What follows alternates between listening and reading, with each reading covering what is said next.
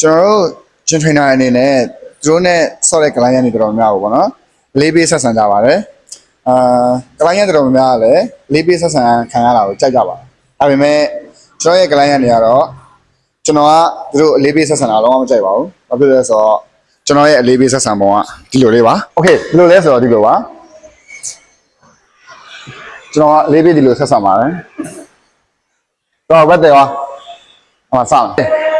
ရဘတ်တယ်ပါနော်ဒါလက်ဆွဲမယ်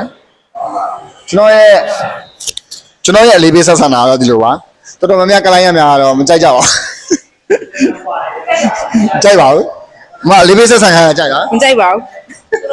ဆိုတာဆွဲမယ်1ဒီမှာလည်း2 3 4 okay ခါနာမယ်မ okay 1 2 15တင်တော့နော်အလေးပေးဆက်ဆံခံရတာမကြိုက်ပေမဲ့ကလိုင်းရတဲ့တော်များကအလေးထားဆက်ဆံခံရတာတော့ကြိုက်ပါတယ်ဘာဖြစ်လို့လဲဆိုတော့